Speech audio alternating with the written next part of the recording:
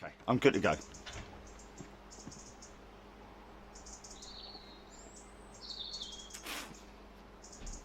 Morning folks, how are we all doing today? Nice calm Sunday afternoon here in the UK now.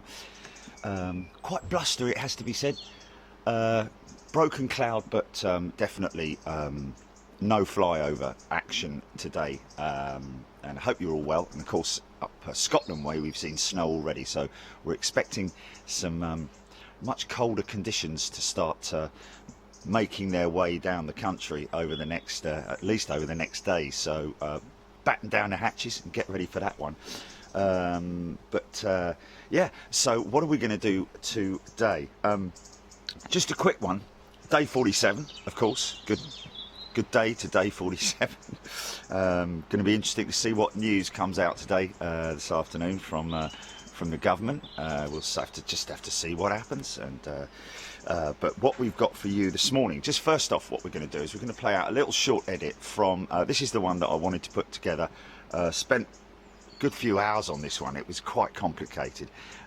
It was from Biggin Hill 2018, using a less sophisticated, shall I say, system.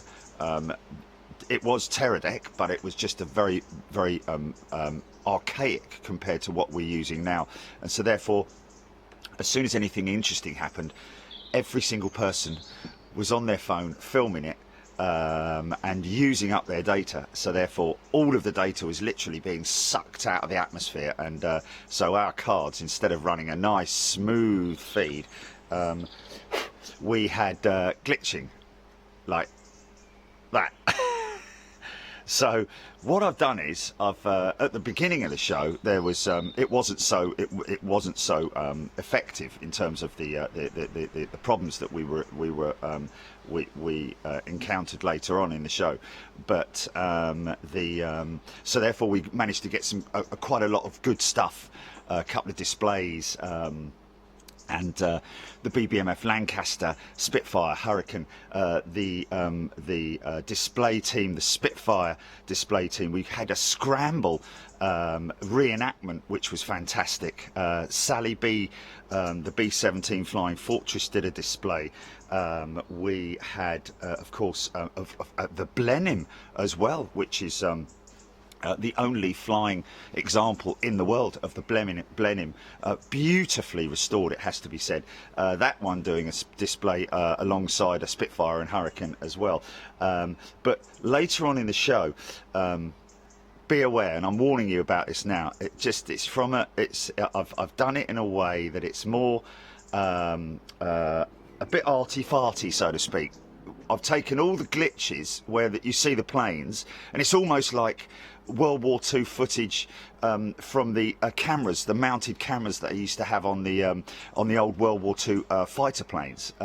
So it's sort of like you get these moments of things happening, you know, from the dogfight themselves. It's the aircraft that they're tracking is a replica FW-109, although it's in the colours of the Luftwaffe, and it's fantastically beautiful looking aircraft. But and I think it is also running a Merlin engine by the sounds of it. Anyway, of course they didn't run the Merlin engines in the FW-109, but just go with it.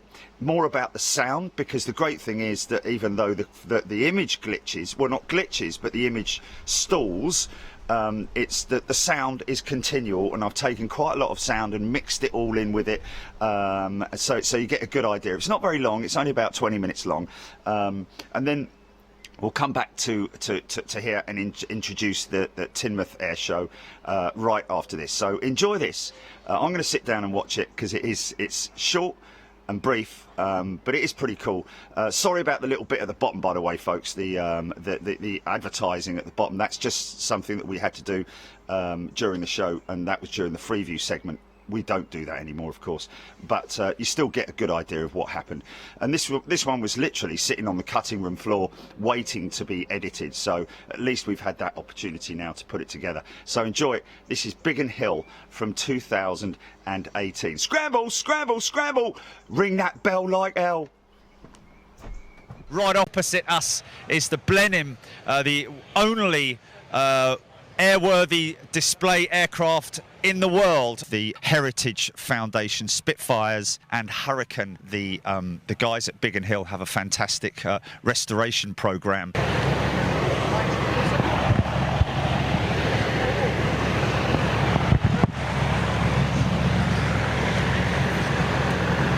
So this Hawker Sea Fury actually coming out a little bit early, I believe.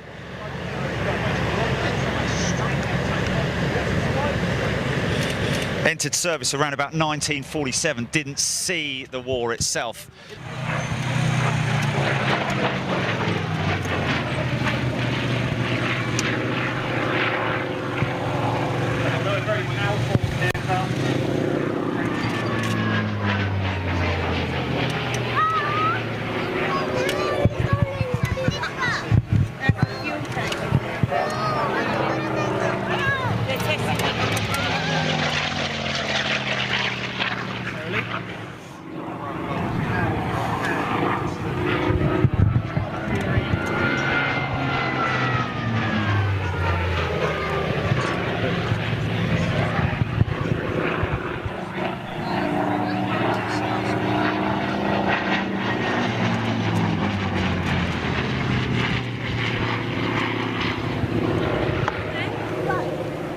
Just as that Sea Fury makes its way past this fantastic looking aircraft.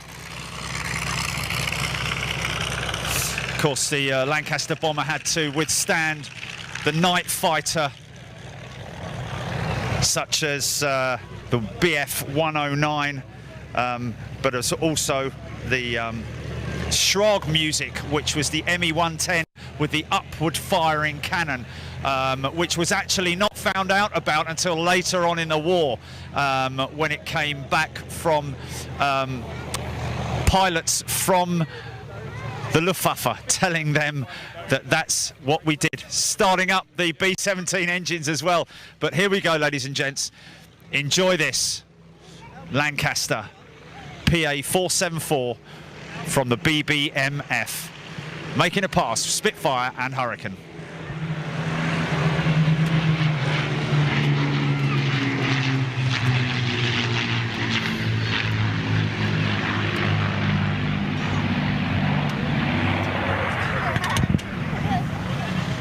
So as the Memphis Belle, Sally B, fires up her wow. Aircraft was acquired in 1973, that Lancaster Bomber. Of course, the Lancaster Bomber, along with all the other bombers, as the technology moved on, had H2S, which was a ground radar system, very secret in the war. Of course, if bombers went down in Germany, crash landed, the pilots were informed and told to destroy any of the technology that was on board the aircraft. Here we go, another pass. 6 Merlin engines right at you.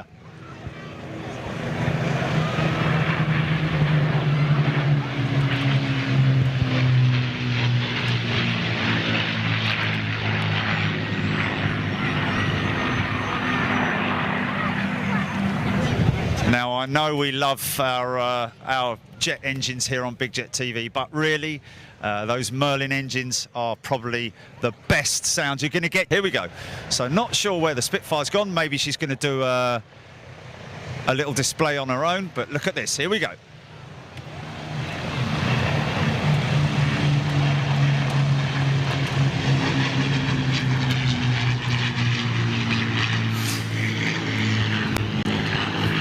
Of course, the Canadians, the Americans, of course, coming to our aid, as well as the Canadians. A lot of the Lancasters were actually built in Canada, as we've seen from the other airworthy Lancaster, the Nanton Lanc, which did a tour here in the UK with the BBMF some years back. Now, that Spitfire, is it going to do a short display, or is it... Okay. This is the aircraft that won the Battle of Britain, basically.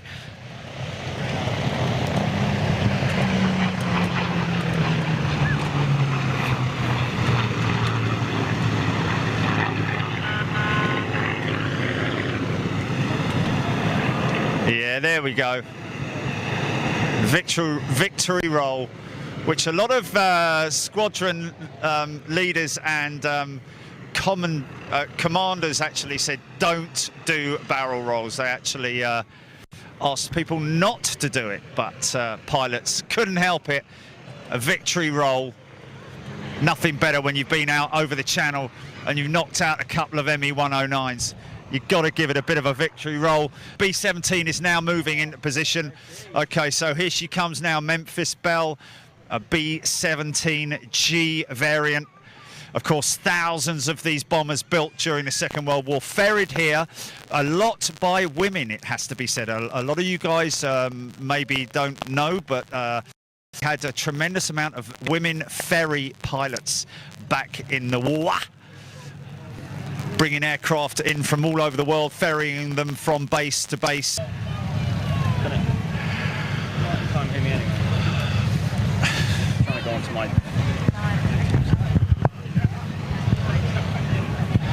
Okay, coming around for another pass.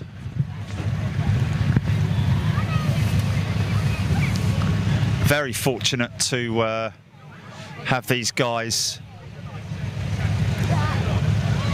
doing a special display for us on their way down to Eastbourne. So I guess there's going to be a few of you guys down in Eastbourne who are waiting for these guys to turn up. So we've got a B-17.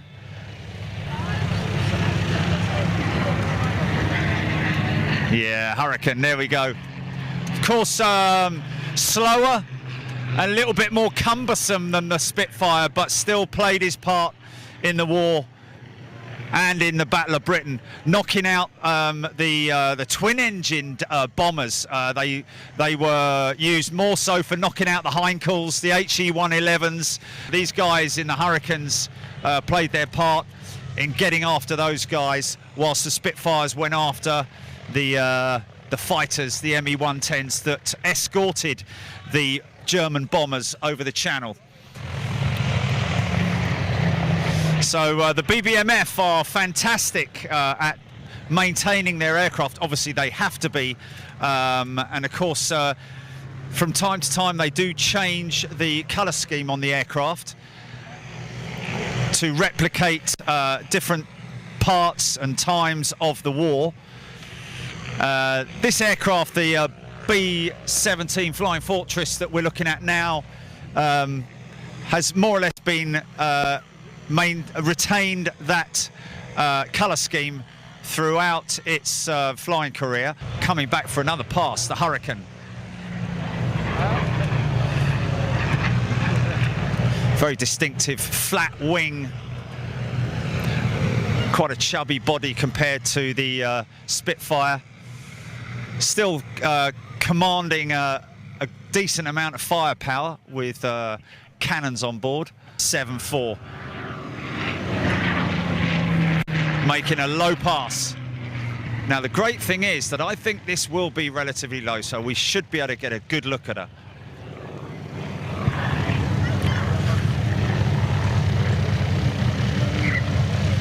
Beautifully restored by the BBMF. High percentage of them, of course, volunteers up there at Coningsby.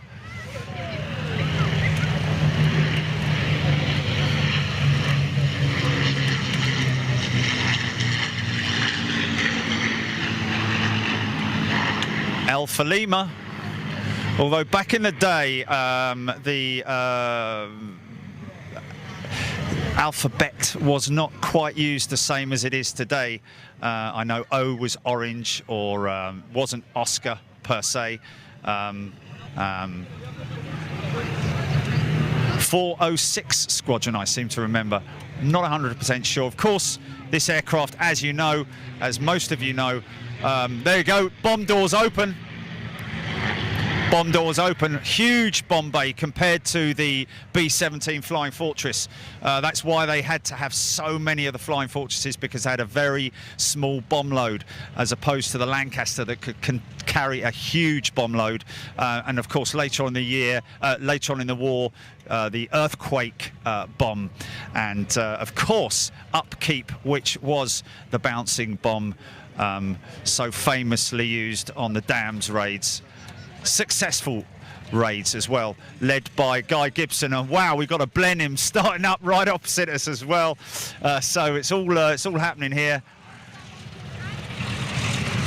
Oh, this should be a good pass, JB. Poor old JB's. Here we go. Bomb doors open again. They can really get a good look at that bomb bay. Of course, Barnes Wallis being the creator of the earthquake bomb, Tall Boy, as well as, of course, that was later on in the war. Down, he's coming in. He's coming in. Wow, this is going to be good. Of course, yes, indeed. Sorry, the Tall Boy used to sink the Bismarck, I think it was, as well. Oh, JB, banking shot, man. Okay, I've got engine start on that. So the Blenheim getting ready for its display. We are really going to be treated to something very special here. I'm hoping and I'm absolutely confident, Johnny, that that Lancaster is going to land and taxi right past us. Okay, your B-17 is now making its way out into position. Of course, 55,000 Royal Air Force men, young men as well, losing their lives with RAF Bomber Command during the war. No landing. No landing, just a gear down pass. And of course, the average age of the aircrew in RAF Bomber Command during the war around about 25 years old. You had sort of 20-year-olds, I heard of a 19-year-old commanding a crew of 7 on board these aircraft. Of course, the pilot, flight engineer, who sometimes doubled up as the front gunner as well, mid-upper gunner, rear gunner, bomb aimer.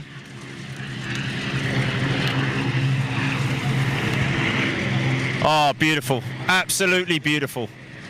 Listen to that.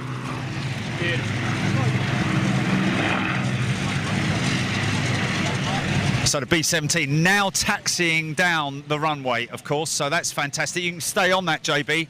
That's a beautiful shot, mate. Oh, yeah. And there's that classic bank shot. Absolutely classic bank shot. So thank you to the BBMF. I hope I have given you enough knowledge, educated you a little bit on the great role that that aircraft played. Actually coming in, Johnny, to do another pass. So here we go. More Merlin activity.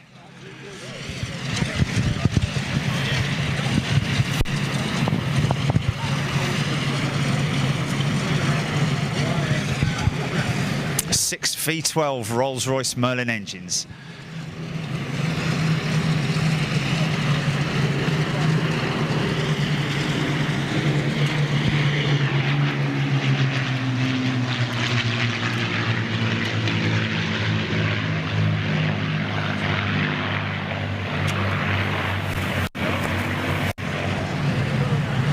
JB, just catch that B-17 taxiing, because that's a classic wartime shot, that, believe it or not.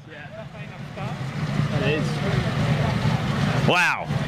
And that, of course, is the sort of shot sight you would have seen all over air bases around about Norfolk, because of the flat area around Norfolk. Most of the US bomber stations were based in Norfolk.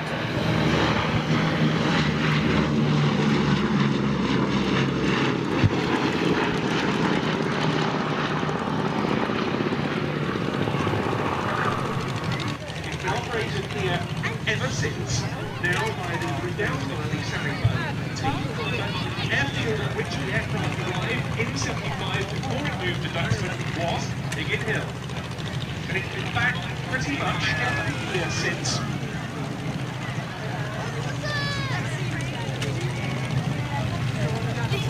Great favourite of the... We've all followed. See you slide.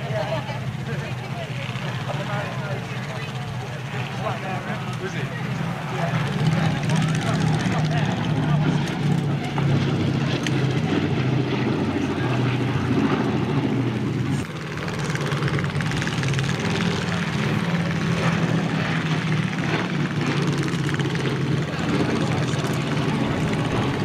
aircraft.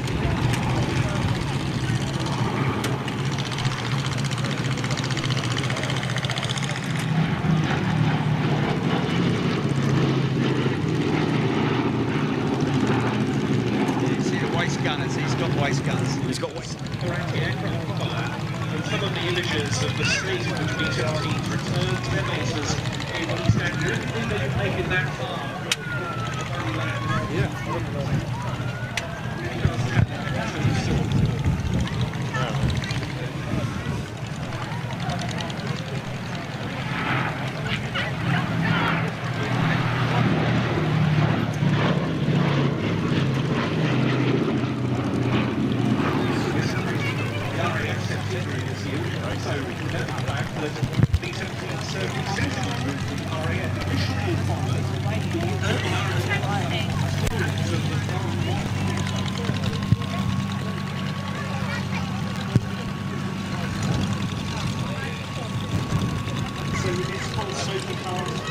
Operator Ellie Sunnybow would like to thank all her supporters who do so much to keep their flight in the air.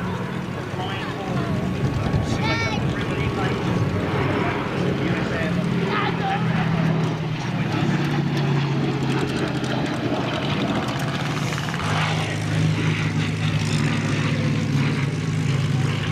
wow.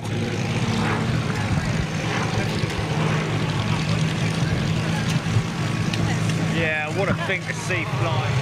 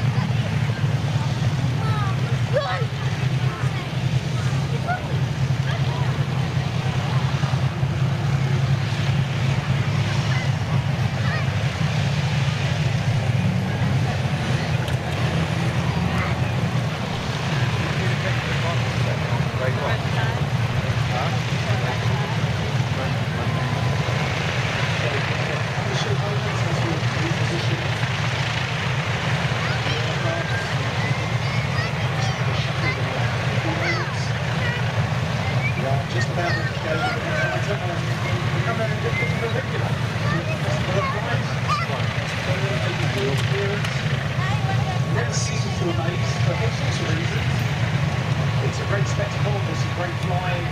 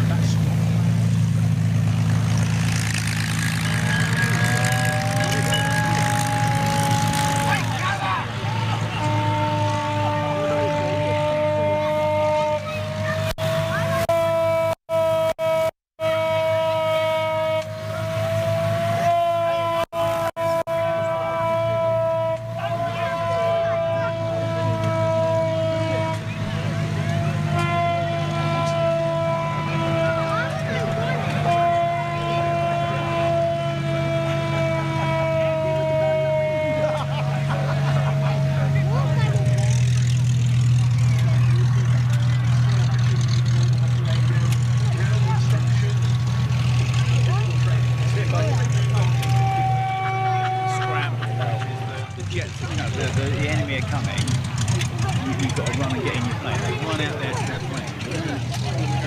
They're not actually going to make them run into the plane.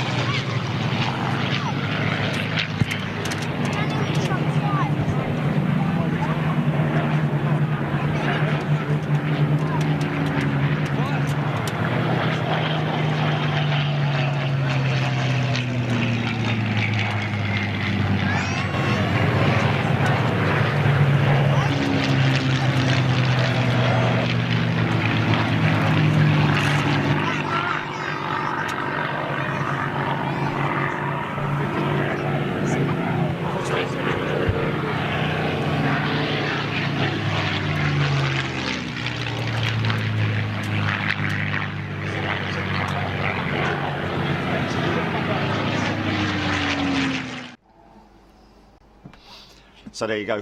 Sorry for anybody who joined in after I'd made the intro to that, to just let you know that it was. I did catch all the glitchy segments of it to sort of like give it that dogfight appeal, but left obviously the sounds of the engines overlapped a lot of stuff, just so that it's something a little bit different, folks, because that was very, very early days Big Jet TV, but yeah, made it work. It was good enough. Got a bit of Sally B in there, and the BBMF Lank, and the Spitfire and the Hurricane, and of course all the other ones as well, and the Blenheim as well, folks. I mean, the Blenheim, wow, what a restoration project that was. But anyway, okay, on to the next one, folks. Oh, we're coming back, aren't we, Jilly? We're coming back. Give us 2 minutes, folks. Give us 2 minutes. We'll be back in 2 minutes. Okay, go.